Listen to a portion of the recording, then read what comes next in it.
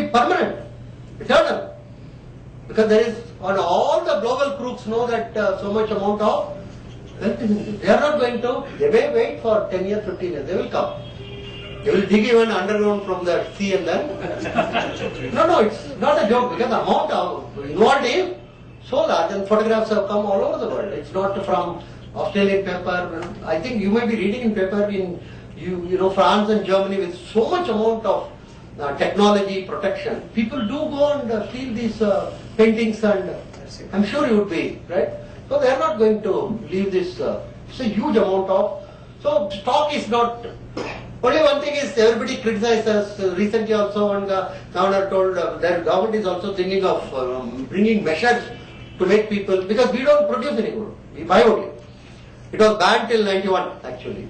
And this is one of the root cause by which this Dawoodi regime and others became a major growth was there, because they brought gold from Middle East, smuggling and other things. So even when it was banned, people are buying. See, the government is different than society. Government will go on having their own regulation. Society will have its own way of functioning. So it's not going to. So the governor was talking in so after the tea time. I asked him, while you were talking, do you know your wife and daughter is in the shop, gold shop? So he was telling that we should have lesser purchase of gold and it is unproductive. I told, why are you telling unproductive? Because it is not in the hands of the government. Anything which is not in the hands of the government is productive. Very simple type of definition. What is productive? If it is not in government, it has to be anything. Anyhow, I told him, look, if women of India are doing something, it is the most sensible thing. Leave it at that. Don't try to.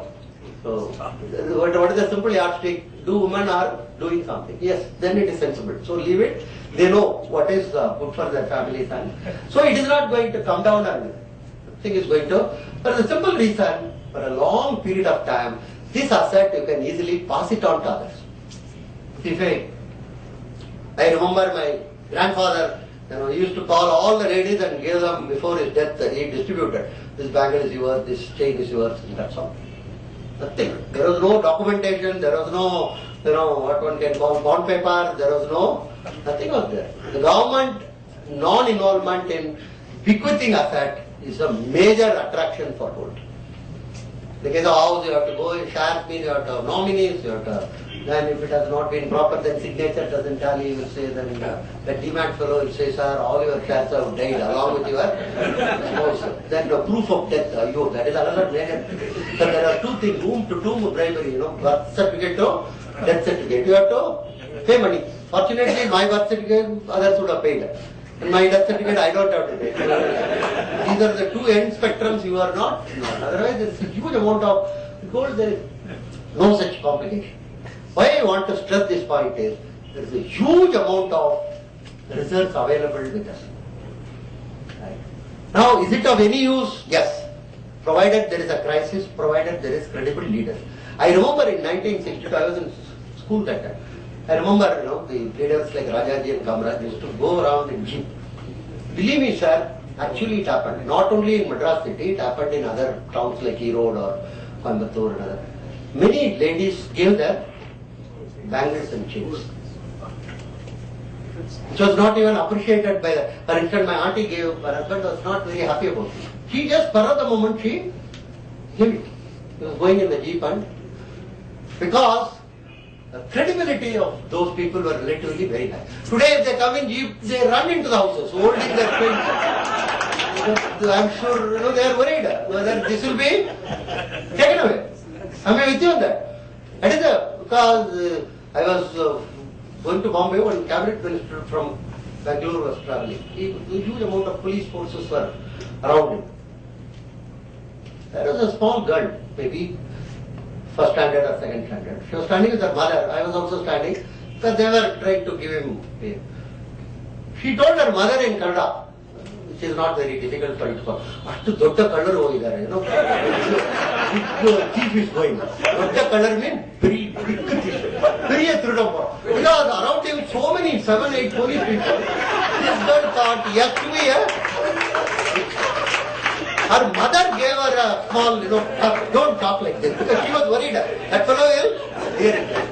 Then I realized all these SPG black cats should be more increased because it is to protect us from them. Because if those cops were not there, that fellow might have picked my pocket, or he might have gone and harassed some girls. So I always, when I went to Delhi, I told some of these TV journalists, don't criticize. There's a lot of VIP protection. Increase it. Then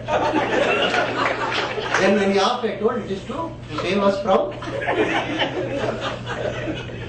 So what I want to say is, 62 when these people went, the credibility was so high. So if you have credible leaders, if there is a national crisis, I'm sure this reserve can be definitely used. These two are the most important thing, national crisis genuinely, and credible leaders. It's not something which is totally unproductive or anything like that. And of course, this is another major strength of us which is not even talked about. We have huge amount of remittances coming away. It is as large as the ITES export. What is called the software export or internet, what do you call this? All this right, information technology based. Or plus all these fitter, painter, plumber, carpenter in Middle East. All of them are sending this money. This is year after year increasing actually. Because every time we only talk about 60 billion of software, but we don't realize that this is also giving so much amount of stability to our economy. And this is not going down or anything. This is already last 2011 it is 60 billion. Huge amount of funds is coming from the IT. IT is information technology because my friend at Lahore University, business manager, he once told, we also export IT, you also export IT. I was shocked when now you started. This is international terrorism. So I think you are exporting. But I told you are exporting the wrong IT. You are exporting the right IT. So because I think all of you know, they are classified as terror central actually. They are the single source of global export. But this is so these remittances are another major strength of our system. And it is not going to come down or anything because large amount of reasons are given, but still people tend to have some sort of roots within the country here, either in terms of their relatives or in terms of.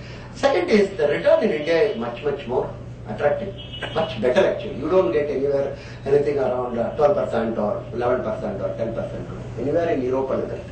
So that is the second type of a thing. So this is the major amount of strength for us. Now what is the benefit out of it? This is the last segment of our talk. We should be closing it soon. So Aurobindo says, this is a Dirghadarshi actually. On the ruins of Western civilization, India will rise, he said, 1937. And he gave time period around 2015, not very far.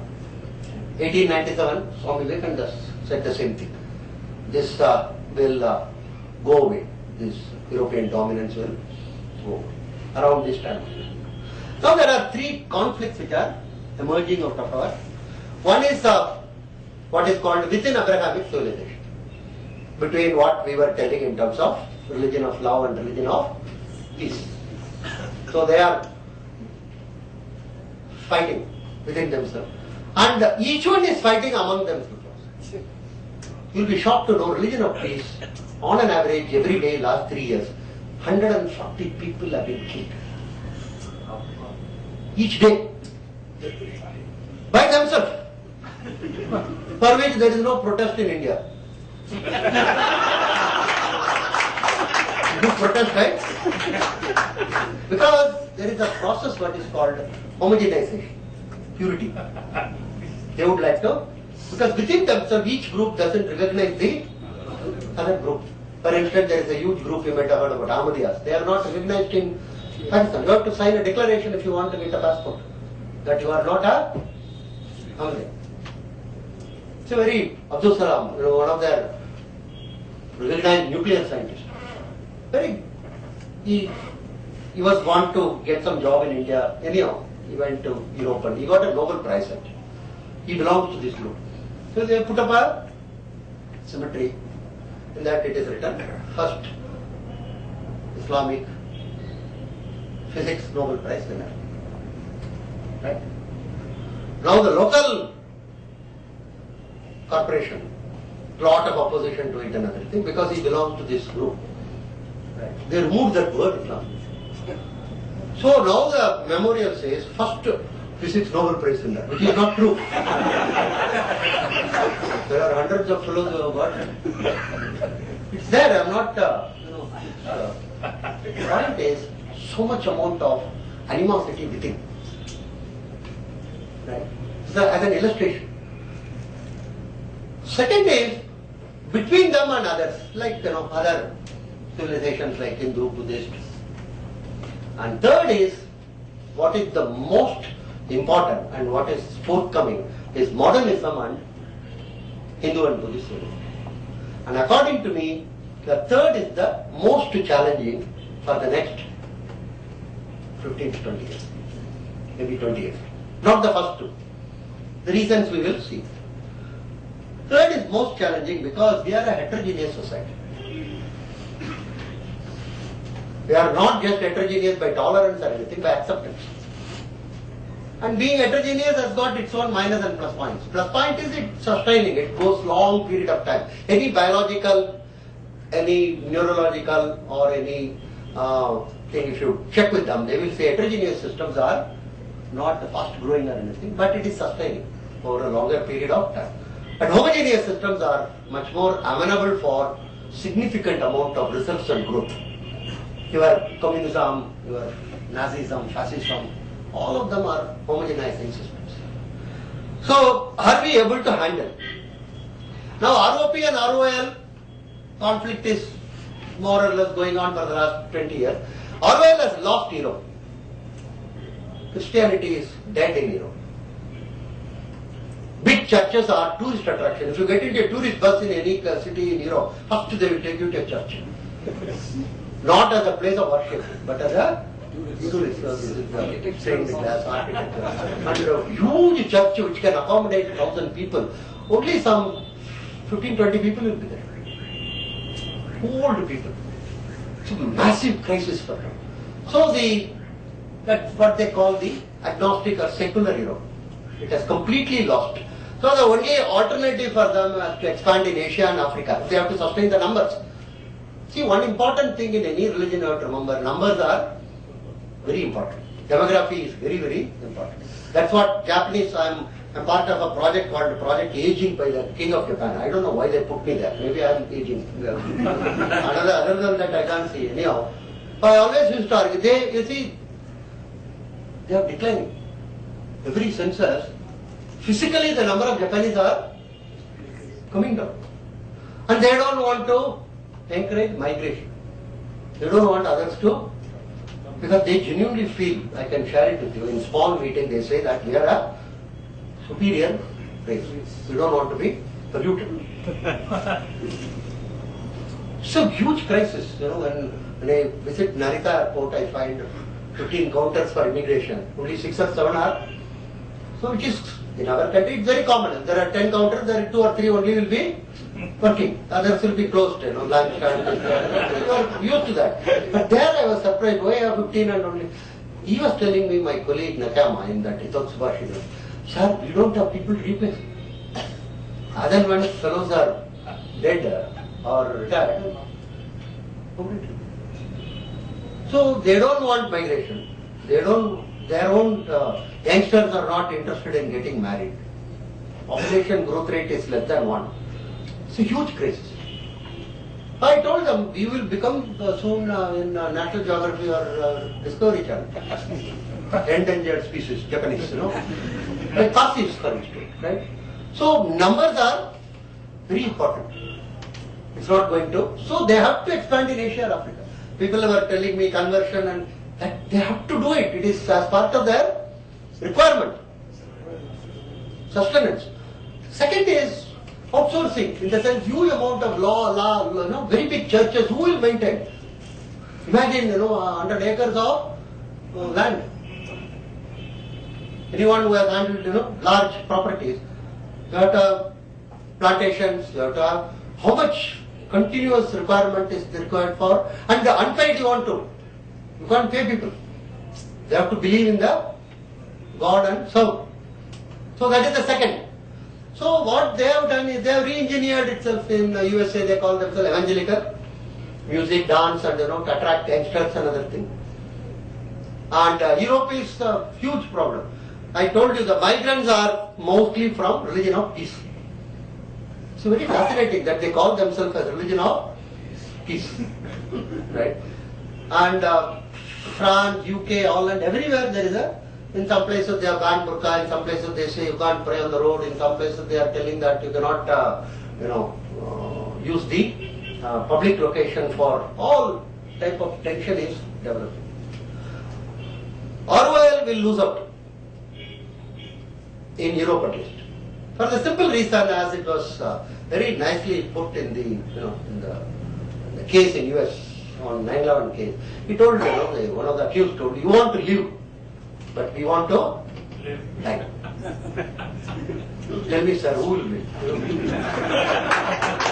You want to live, but we want to die. So it's very, very. Second is, they are also demographically growing all over the world. For the simple reason, they genuinely do not follow issues of family planning. Even though the church, the official position of the Vatican is that you must multiply. But Pope himself is complaining. People are hearing to me, they are not listening to me, he says. The Vatican head says that no more people are listening. People are not. So completely Europe is, many countries it is less than 1 reproductive rate. So that is a type of and the conflict with others. See, they are homogenization. For the simple reason,